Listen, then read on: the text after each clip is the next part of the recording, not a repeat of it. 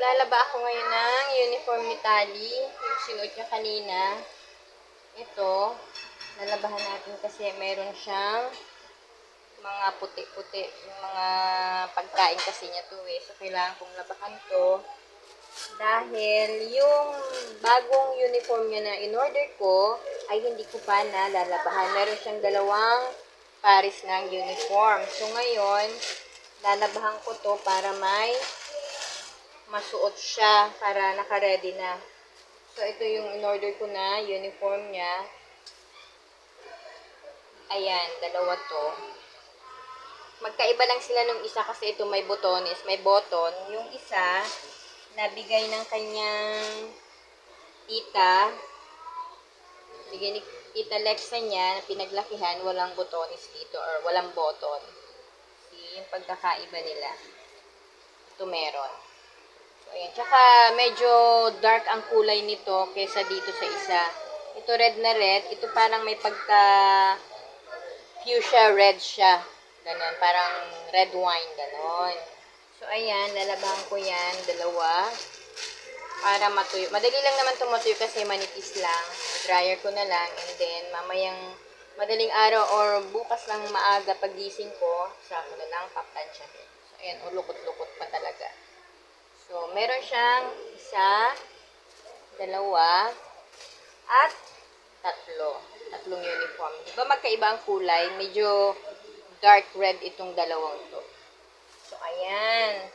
Tapos, sabi na muna natin to dito sa baba. Meron din akong in-order na boots. Ayan.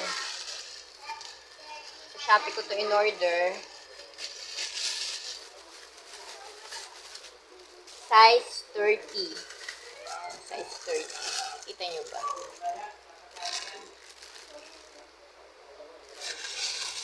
Dahil kapag umuulan at maglalakad kami, pwede ko siyang pasuotan ng kanyang bota. So, diba ang cute? Kaya lang, dragon. Walang ibang design. Kaya, yan lang muna.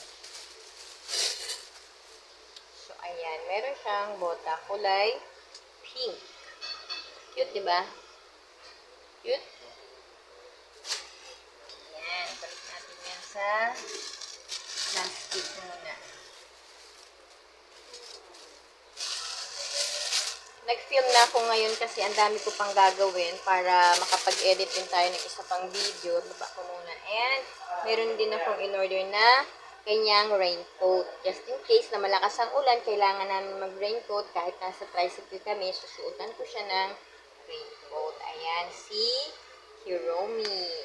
Hindi ko pa ito binubuksan at hindi pa niya rin ito nakikita. Dahil pag nakita niya to, nakko, paglalaroan. See?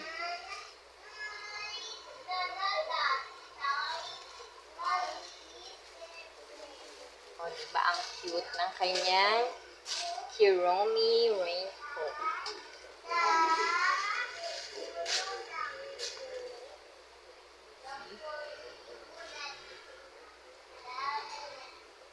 Hiromi. So, ayan. Hindi ko na masyadong bubulat-latin kasi paakyat na si Tali na magkakalat na naman siya. Tsaka kanina, galing ako sa school, sa bilihan ng mga gamit sa school supply, yun. After ko siyang ihatid kanina, pagkagaling namin ng school ng umaga, tapos, hinatid ko muna sa bahay, bumalik ako. Sa school supply, bumili ako ng kanyang plastic envelope na long, dahil kailangan niya to sa mga activities.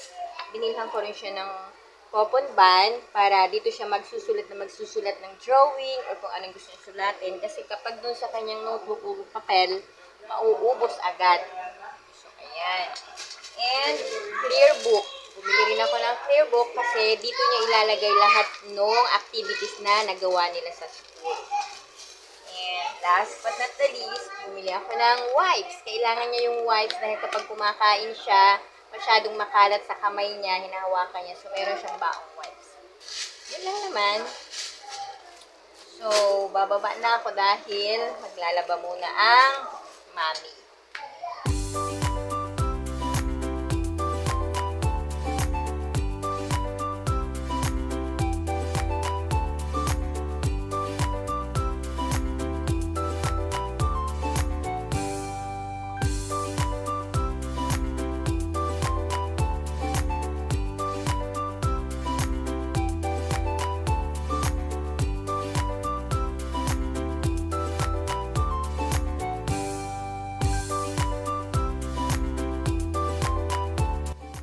Tapos ko rin ang aking planchahin. Ayan, ready na yung tatlong uniform ni Tali. Diyan ko na lang muna sinabit. And ilalagay ko yan sa cabinet mamaya. So, meron siyang 1, 2, 3. Tatlong uniform. So, ayan. Nakapag-plancha rin ang mami kahit masakit ang mga kamay. Okay. Tali have assignment. Oh. You need to put color red on the headband. That's her assignment. This is for Teacher said, color the picture red that belongs to a girl. Oh, nakasulat dyan. Diba? Papa.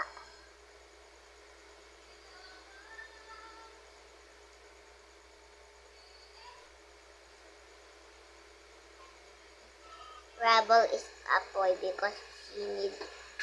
You have to finish that, okay? I need to fix your, things here. Huh? Okay.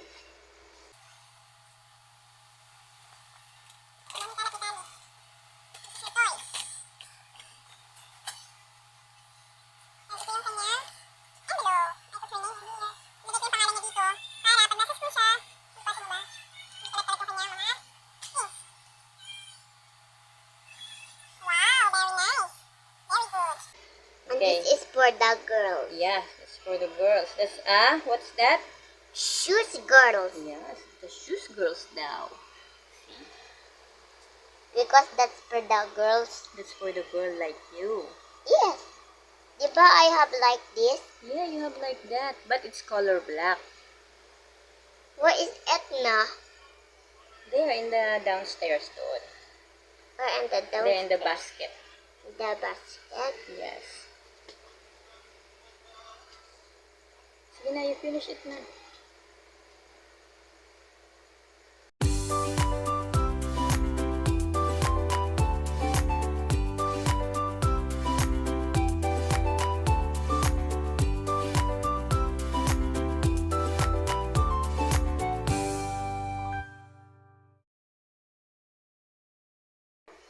Ito yung assignment niya na kailangan niyang kulayan kasi bukas dadalhin niya pagpasok niya sa school.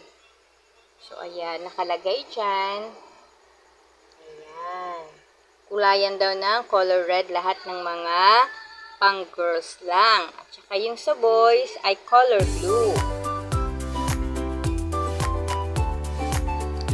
Very nice, But Marshall is a boy. Marshall? Yes, Marshall is a boy. I know. That's Paw Patrol.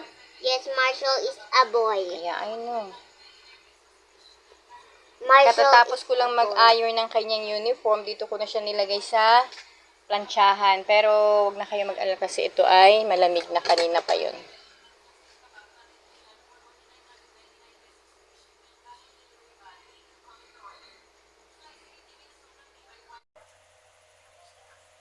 Can you draw the skirt na lang? Ha? Can you draw the skirt na lang?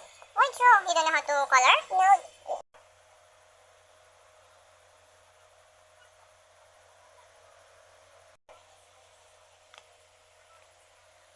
That's a?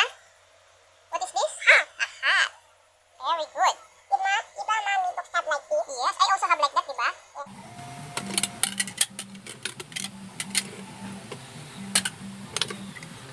Paghugas tayo ng ating mga hugasin. Kaya ito, tataob ko na lang muna dito kasi wala akong dish drainer. Dito na lang muna. At kapag matuyo, saka ko ilalagay sa cabinet.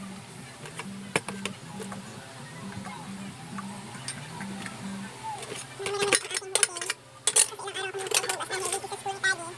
Tapos ang aking mga kamay ay masasakit. Kaya naipon.